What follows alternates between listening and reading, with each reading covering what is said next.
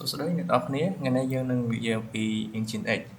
អញ្ចឹងក្នុង Engine X នេះគឺយើងធ្វើការ implement ទៅតងទៅនឹងធ្វើការ load balancing ជាមួយនឹង Python អូខេអញ្ចឹងខ្ញុំសូមសរសេរនៅ Python project ដើម្បីធ្វើការ example ជាមួយនឹង Engine X អញ្ចឹងនៅក្នុង Engine X គឺយើងប្រើ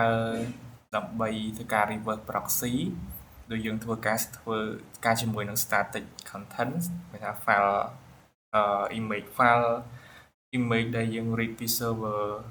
ឲ្យទៅកាន់ client ណាអញ្ចឹងមួយទៀតគឺតាក់ទងទៅនឹង caching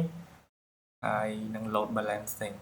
អញ្ចឹង load balancing គឺខ្ញុំធ្វើនៅក្នុងវីដេអូនេះដូចគ្នាអញ្ចឹង cache វាមាន cache វាមាន compress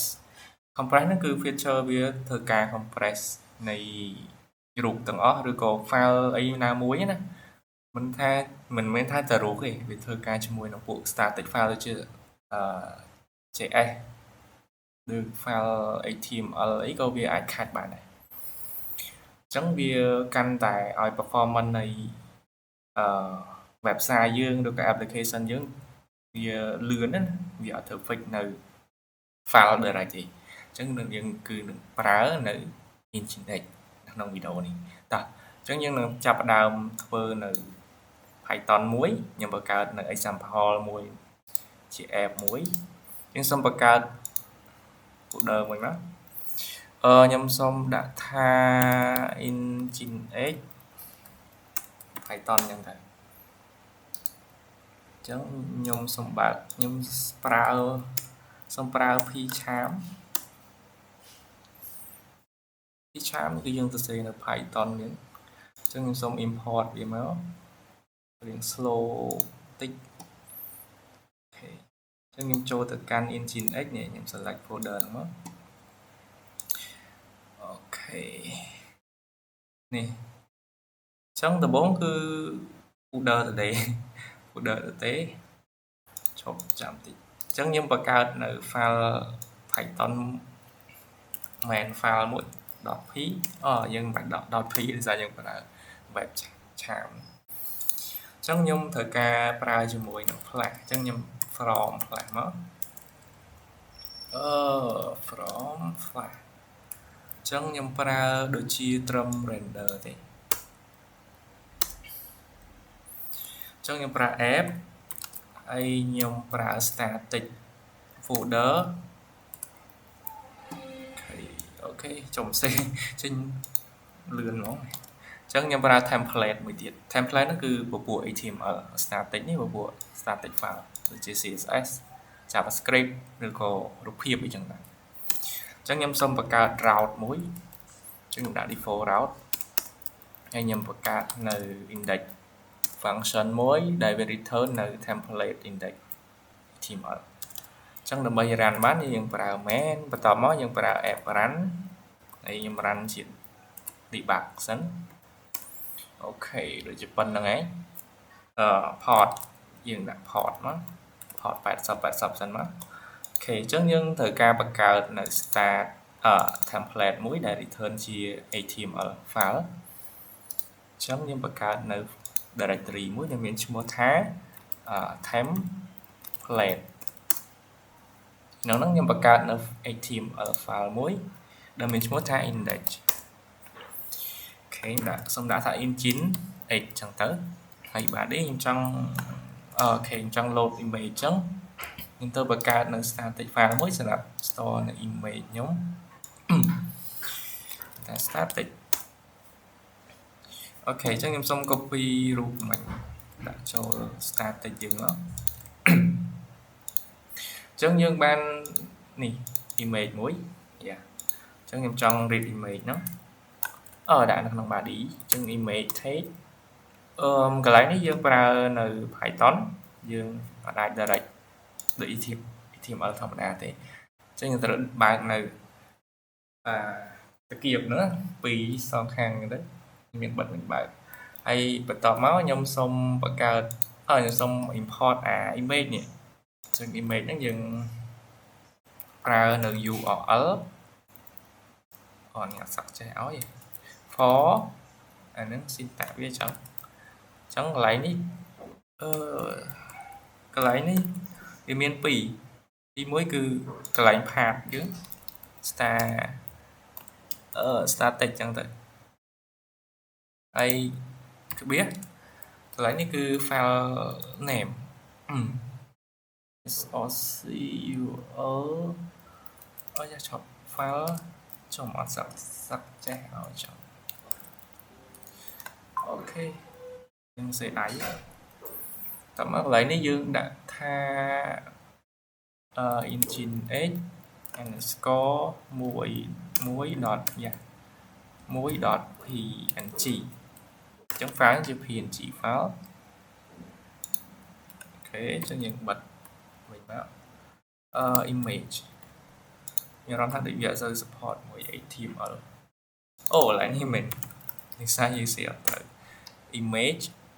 កន្លែងនេះអូខេចឹងវាប្រហែលជាសាក់ចេះឲ្យអត់ទេចឹងសេដៃទេអូខេចឹងយើងបាន file HTML មួយហើយនឹងរូបភាពចឹងខ្ញុំសុំ run មែនខ្ញុំត្រូវការបើក terminal មកសុំនេះចឹងខ្ញុំសុំទៅសេថា Python មែនអូខេយើងឃើញ run នេះចឹងយើងបើកមកនេះចឹងយើងអាច access រូបភាពនឹងបានណាធំពេកទេដាក់ width សុំដាក់ width ថែមចឹងនៅក្នុង property ខ្ញុំដាក់ style មួយមកអូ sorry ដាក់ style ក្នុង size ហ្នឹងដាក់ width ចុះ width ដាក់តែ720បានហើយ px ចឹងទៅអូខេអាយ៉ាខ្ញុំទៅបិទនេះចឹងឲ្យវាទូចតិចអូខេចឹងធម្មតាគឺយើងសេបែបហ្នឹងគឺវា read បើយើងហិតយកទៅ hosting យើងនឹង read រហូតពេលយើង refresh page ហ្នឹងវាទៅ read ចឹងទៅហើយអានេះយើងអត់មាន load balancing ទេចឹងយើងអាចប្រើ engine x ធ្វើការ load balancing បានអូខេចឹងបន្ទាប់មកខ្ញុំចង់ឧទាហរណ៍មួយខ្ញុំចង់ដោយសារចេះអានោះត្រូវមាន requirement ណាដោយសារ computer ខ្ញុំ install ហើយ requirement ចឹងខ្ញុំទៅបង្កើត file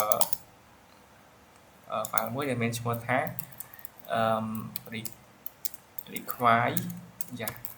requirement file.txt សេត្រូវសេខុសទេ requirement ត្រូវហើយណា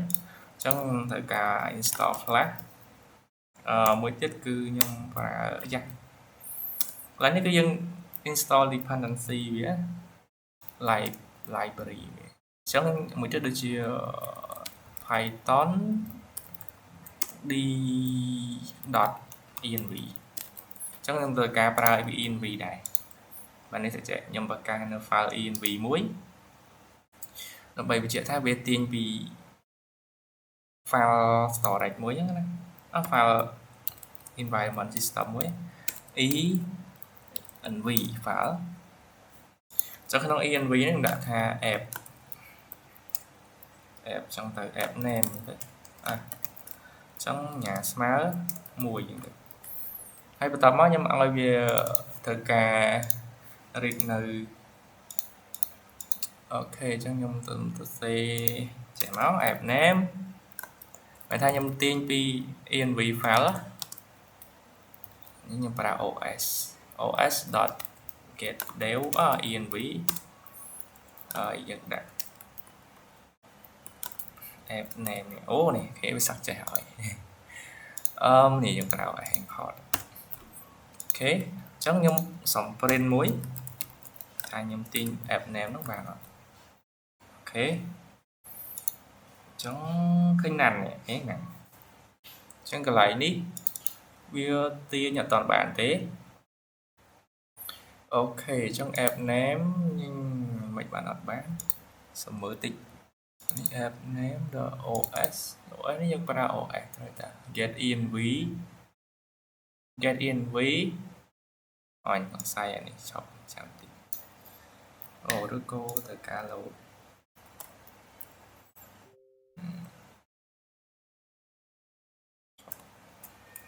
អ xong run ra thăm mày ok bàn đấy tại dân run ra thăm mày vừa yên ví này ở refresh nè cái nhật bản mùi chẳng dân rắn chính bí file ở tiên pi yên ví bạn ép ném tí mùi chẳng tại ok chẳng dân trong chơi ấy ai tắm á nhâm chập ở đàm thưa cho mùi nằng ở cái Docker file trong Docker file nhâm xong bật cả nó là bay run chỉ container muối sẽ Docker file sẽ cho mà Docker file trong Docker file nhâm xong para Python trong bài tha không Docker dưới cái chiều ai muối chắc như vậy miền ấy thì miền tt của tt mùi chắc nhân tất cả tất là Python viết tại sao công tơ dưới miền Python này trong hiện đại ok chương trình bị slim working directory trong slash app bài tha nhầm copy code từng on đó nhầm para root biết từ slash app đặc nòng system bỏ Docker trong những game copy nó cứ những copy trên pi requirement từ 4 cứ thử install là file requirement này sẽ không tới nhóm install là vậy ok những ai install ban thì chẳng những ai là comment làm bài install cứ php install đỏ trên pi chọn đỏ tôi đỏ thấu mình click đây requirement chẳng biết năng requirement.tt nó video mà install ok ra nhầm install hai vậy chẳng rắn tiết ở nơi tại already này already ok chẳng lấy mấy nhầm bậc cả Docker nó làm bài return pi requirement file làm bài vô tại install chẳng nữ không nè nó root và check nhóm hay mới tiết dương rắn đến nhầm rắn mà nhớ chẳng php install là bài install library nó đỏ no catch nhưng mà thay dương đặt check catch nó không directory năng tế đó mình thay dương run đầm bay pool màu sắc mấy á mình thay install một đoạn tiếp cả này dương miền update đấy video màu đoạn tiếp này lấy này require xây dọc cho hỏi chẳng require mình dot thì ok chẳng nhâm si copy tiết nhâm copy install nhưng copy bị chỉnh nhâm thằng ở nó chụp copy cho root dot chứ là root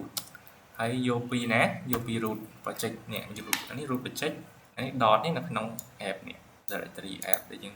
và cả nông đọc khở để bị ràng nữa ok chẳng nhưng đừng những tiết từ export port chứ cứ những port làm port nữa ở lại này những bạch sập này chẳng nhưng đã bạch sập và làm port này máu nông mén ok Docker file export port làm port thầm ở cmd này còn lại đi dựng para comment សម្រាប់ run Python យើងវាជា array ចឹងខ្ញុំប្រើdomain ឬខ្ញុំ run មិញនេះអីគេPython main ហ្នឹងទៅចឹងខ្ញុំ run Python មកបន្ទាប់ទៀតគឺ main main.py ចឹងដើម្បី run នៅ Python នៅក្នុង root app យើងនេះដែលយើងប្រងតា run Docker ហ្នឹងនឹងឲ្យ copy ចូលទៅកាន់ Docker image អូខេដូចជាអស់ហើយចឹងយើងសារok យើងសាក build មួយមើលវាដើរអត់ចឹងយើងដើម្បី build នៅ Docker បានយើងត្រូវ run នៅ command តែ make sure ថាយើងត្រូវបើក Docker desktop ដែរហើយមួយទៀតយើងត្រូវមាន Python ពេលយើងអត់មានចឹងវានឹងទៅ pull automatic មកហើយភាសាខ្ញុំមានហើយចឹងវាជាប់ខាច់ចាអញ្ចឹង command វាខ្ញុំសុំ clear សិនDocker Docker build .t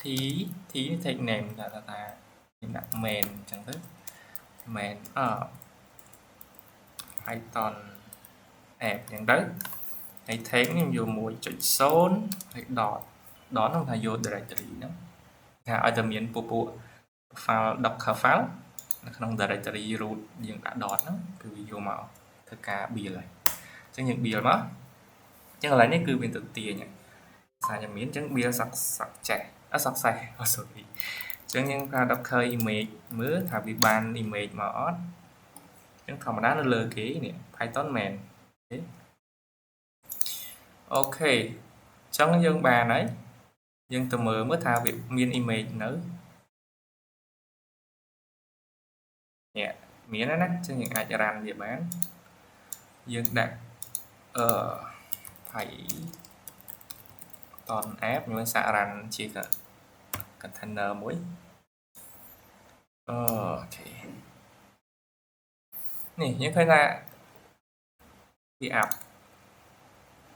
chắc là dân ra là cháy này được xa vì nó không scope đọc khở ok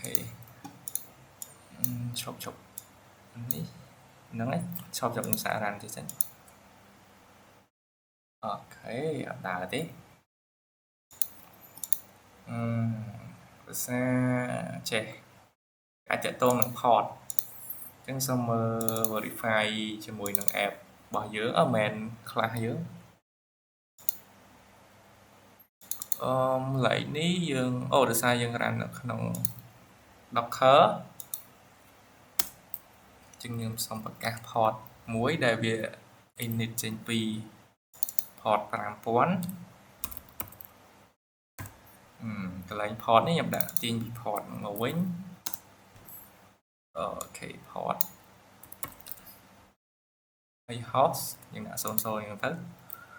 ok chắc như sao đón tiền chẳng mấy nhân bia ban mà vừa sẵn đấy nè vừa sẵn មួយទៀតមកអូខេអញ្ចឹងយើងទៅមើល Docker ឲ្យបាត់ទៅណាបាត់ហើយចាំតិចដោយសារខ្ញុំច្រឡំបិទមិញអញ្ចឹងមកវិញណាអូខេចាំតិច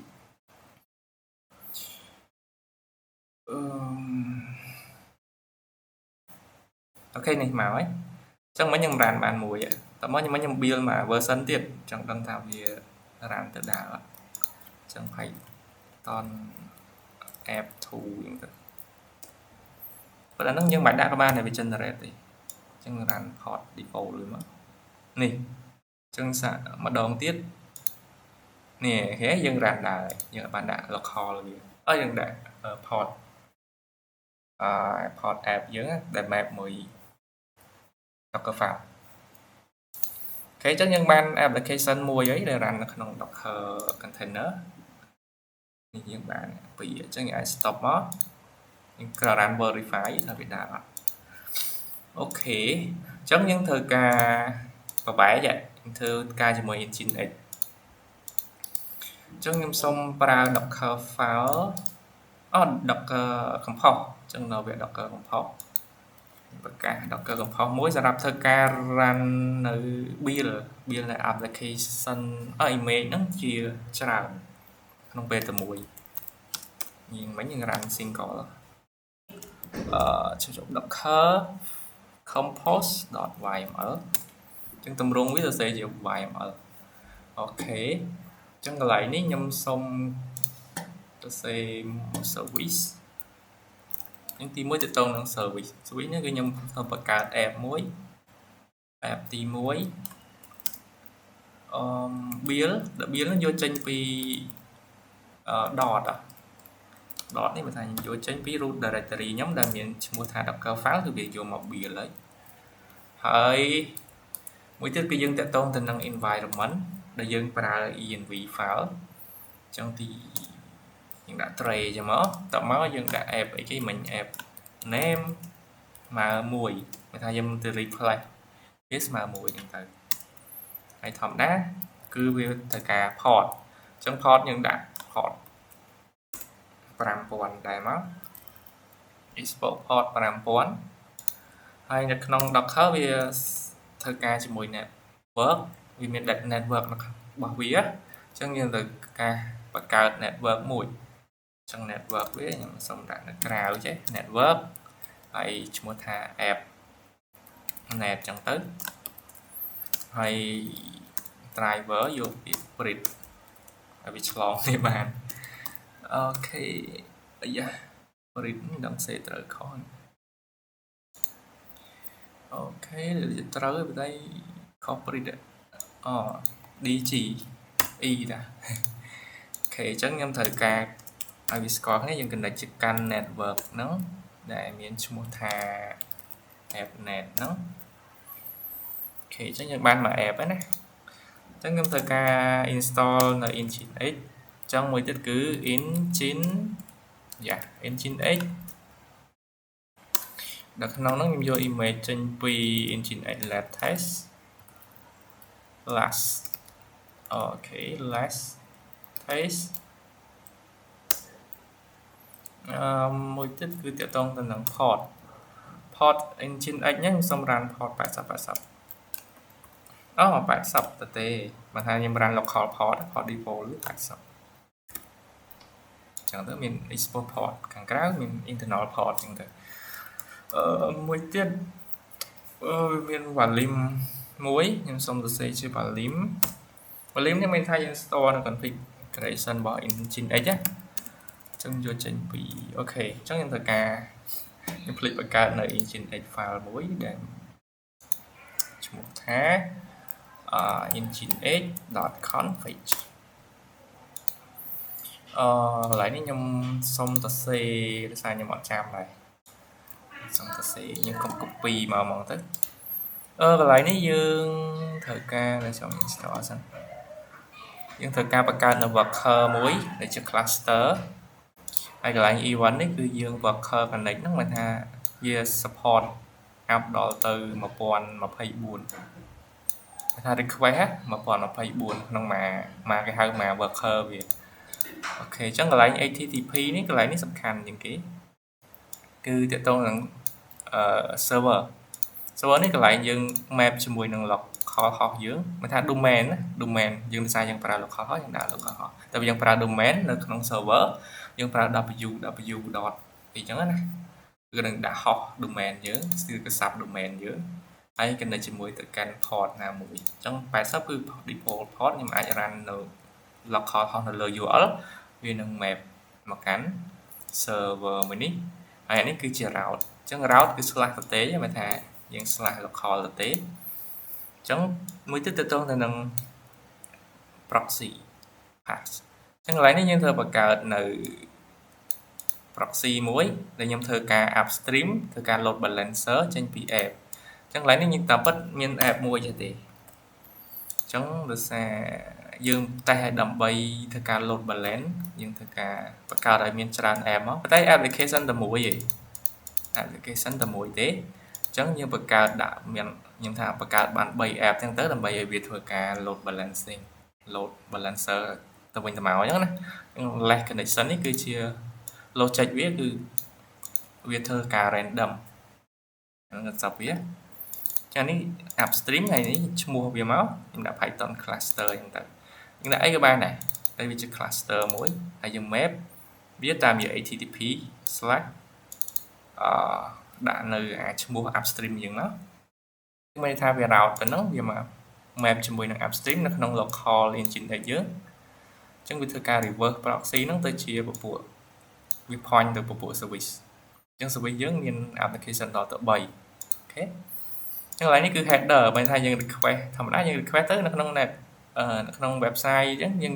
inspect មើលកន្លែង network ទៅយើងឃើញហើយអញ្ចឹង header ទាំងអស់វានឹង point ទៅហើយវានឹង forward ទៅដែរទៅកាន់អា cluster នេះហើយ proxy header នេះអញ្ចឹងយើង add allow ឲ្យវាធ្វើការចាប់នៅ remote address ហ្នឹងគឺ IP ជំនួយថាវាយកពី IP របស់server យើងពី application ឲ្យវាស្គាល់គ្នាអញ្ចឹងវាមានតែប៉ុណ្្នឹងទេមួយទៀតគឺ include min type ហ្នឹងគឺវាឲ្យ support ពពួក type អីក៏បានដែរដូចជារូបភាពយើង access មករូបភាពវា support រូបភាពឬ access មក HTML ឬក៏យើង access មក JS JavaScript ឬក៏ file អីណាមួយគឺវា support ទាំងអស់ហ្នឹងទាក់ទងនឹង file server អូខេអញ្ចឹងយើងទៅកាន់ Docker Compose វិញយើងទៅការ mount នៃlocal engine x ដែលយើងបានបង្កើតមិញ engine x.config ហើយឲ្យវា map ចូលទៅកាន់ etc នេះនៅក្នុង Docker វាមាន etc វាមាន operation system មួយសម្រាប់ការ store នេះដូចថាមកខ្ញុំ run មិញហ្នឹងអូខេដោយសារយើងអត់នេះអត់ run បន្តថាខ្ញុំ run សាថ្មី run មក run ចូលមកនេះវាមាន file ហ្នឹងវាមាន file អញ្ចឹងវាមាននេះគាត់វាដូចជា OS យើងមួយដូច Linux អញ្ចឹងអត់ដូច Ubuntu ច្រឡំ Linux អញ្ចឹងវាមាន etc នេះ etc ហ្នឹងកន្លែងតុ config ហ្នឹងឯងចឹងកន្លែងហ្នឹងយើងដាក់ copy មកកាន់ engine x ភាសានេះវាដូចជាអត់មាន engine x ទេចឹងយើងត្រូវ copy វាចូលទៅកាន់ etc ហើយមួយទៀតយើងបង្កើត folder ចូលទៅកាន់ folder engine x ហើយ path ចូលទៅកាន់ engine x.config អូខេចឹងកន្លែងហ្នឹងយើង assign នៅមិនថាយើងទៅ replace នៅ engine x engine x configuration យើងនេះពីនេះពី file យើងទៅសេទៅចឹង depend on នេះមិនថាយើង engine x ហ្នឹង upload តែ app នេះ app មុនចឹងធម្មតាគឺយើងត្រូវការ app សិន application យើងមិនយើងត្រូវការ config នៅ engine x ហ្នឹងអូខេចុងវីដេអូរៀងវែងដែរចឹងខ្ញុំសុំទៅសេយកហ្មងទៅចឹងខ្ញុំមាន app ទី2 app ទី3ចឹងកន្លែងនេះយើងស្មើនឹង application មួយចឹងខ្ញុំប្រកាសមួយទៀត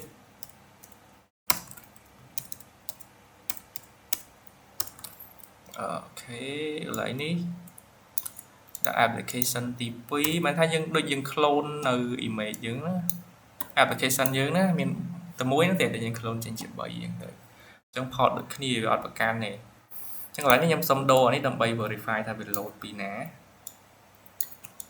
តាំង1 2 3ចឹងទៅនឹងថាវា load config file ពី application ក្នុង3ហ្នឹងវាមួយណានៅ show ទៅកន្លែងហ្នឹងខ្ញុំសុំ show ដែរខ្ញុំភ្លេចកន្លែងហ្នឹងមួយចង់បោះ app name ហ្នឹងទៅដែរដើម្បីឲ្យHTML ហ្នឹងចាប់សុំប្រើ x យ៉ាអាហ្នឹងខ្ញុំប្រើ x1 ឬ x2 ហ្នឹងទៅអញ្ចឹងក្នុង Python យើងសេទម្រង់ចេះហើយដាក់ app name អូខេនឹងថាដើរឬអត់ទេយើងអាច mirror verify បានអូខេអានេះខ្ញុំដាក់ version ដដែលអញ្ចឹងវាអត់អីទេវាទៅ replace ទេអញ្ចឹងខ្ញុំសុំទៅរក Python app មួយនេះ1.1នឹង run យកមកទៅ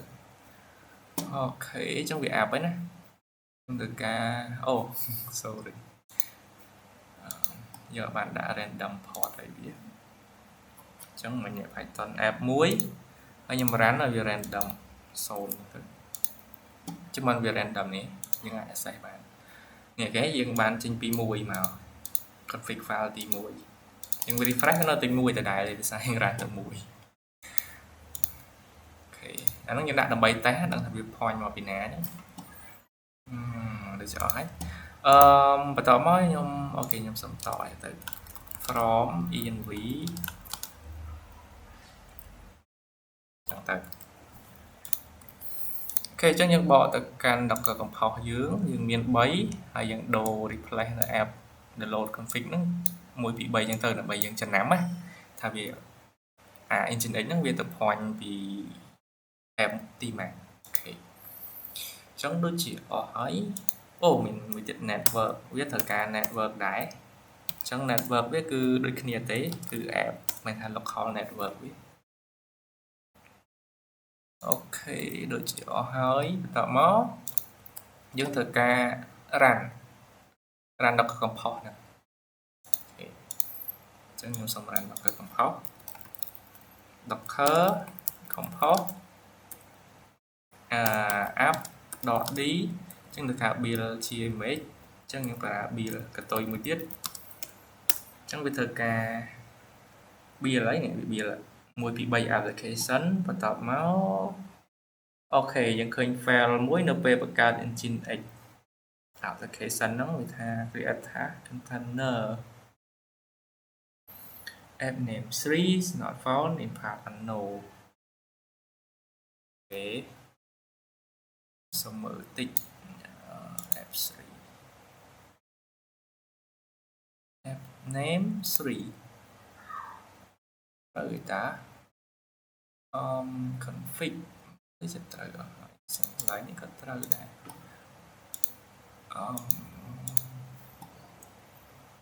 ពីហើយ Python យើងក៏ត្រូវដែរសារយើង build ឡើងវាថាវាដើរអូខេកន្លែងនេះដូចជាត្រូវឲ្យដោយសារយើង copy ទាំងអស់ណាទាំងអស់ហ្នឹងវា copy ទៅហើយតែវាយក .env app name នេះឈប់មើលសិនថារត់ឃើញសុំមើល verify នៅ Docker Compose យើងគឺ app build ឈប់ app ទី1 build in អូកន្លែង in 3 point environment អូខេចឹងមិនវារក environment អត់ឃើញអូខេចឹងយើងមើលសិនវា app អត់ធម្មតាយើង run ជា container វា app នេះឃើញវា app ហើយវាបង្កើត container មួយខ្ញុំលុបចោលកុំឲ្យវាច្រឡំព្រោះអានេះយើង run មិនលុបចោលដែរ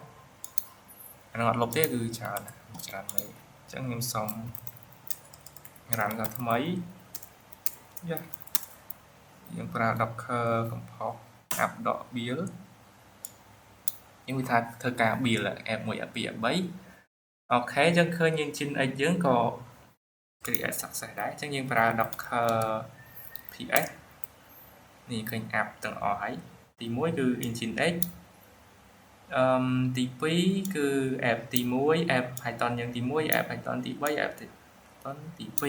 អូខេចឹងយើងទៅមើល Docker អញ្ចឹងក៏វាបង្កើតនៅ container main មួយហើយក្នុងនោះវាមាន sub application container អញ្ចឹងមាន app 2 app 3 app 1អញ្ចឹងមាន3 app Python យើងហើយយើងមាន Nginx មួយអញ្ចឹងយើងសារ access នេះ Nginx យើង app ណាយើង access ទៅកាន់ Nginx យើង port localhost 80ហ្នឹងគឺ port default ចុចទៅគឺ localhost នេះយើងឃើញដើរអានេះយើង access ពី Nginx ទេណានេះបើ app យើងដូច port នេះ random ទេអានេះដូចអត់តាន់ app ទេយើង access មក local នេះអញ្ចឹង Nginx វាធ្វើការ reverse proxy នោះទៅ call ទៅកាន់ service app យើងតែអានេះវា call ទៅ app ទី1មើលខ្ញុំធ្វើការ refresh វាទៅទី3តើមកវាទៅទី2 refresh ទៀតទី1គេវា load balancer ហើយយើង refresh ឲ្យច្រើនមកអញ្ចឹង image នេះក៏វាទាញវាមានខាច់វាដែរអូខេអូវាអត់មានខាច់ដោយសារយើងអត់តាន់បើកតែវគ្គនេះគឺយើងធ្វើតាក់ទងទៅនឹងការ load balancer ទេអញ្ចឹងយើងឃើញ load ទេណានេះផុសតាំងគឺ from env អញ្ចឹងខ្ញុំមាន3 app អូខេអញ្ចឹងដូចជាអស់ហើយតែយើងធ្វើការ compose down វិញ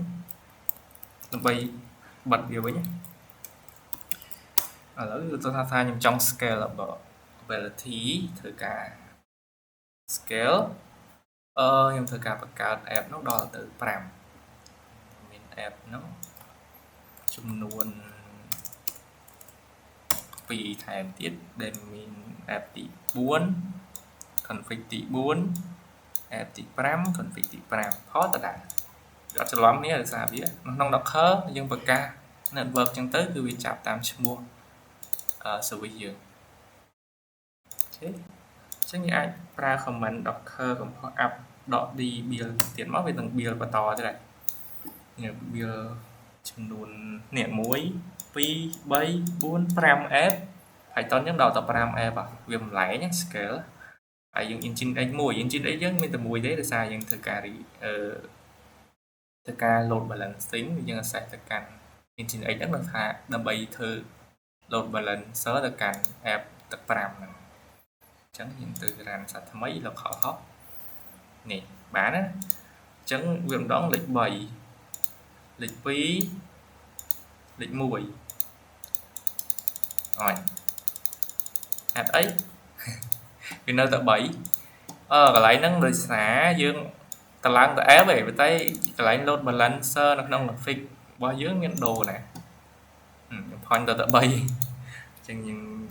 ត្រូវការ2ទៀតមកអញ្ចឹង F ណានេះ view ឈ្មោះ switch យើងមកប្រើអញ្ចឹងយើងធ្វើការ restart ក៏បានដែរកន្លែងនេះ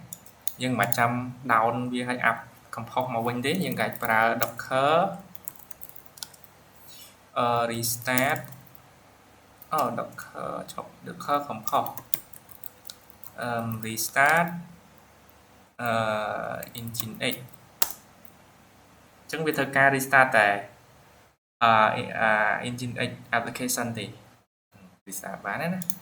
អញ្ចឹងវានឹង load config ថ្មីដែលយើងកែមិញអូខេអញ្ចឹងវានៅដើរធម្មតាលេខ3លេខ5លេខ4ឃើញវាបច្ចេកវិទ្យាគ្នាឯងភាសាវាប្រើ concept មិនមែន Robin ណាគេហៅ round Robin វាវិលជុំ random អានេះវាដូចជា live connection មានន័យថាក្នុងចំនួន5ហ្នឹង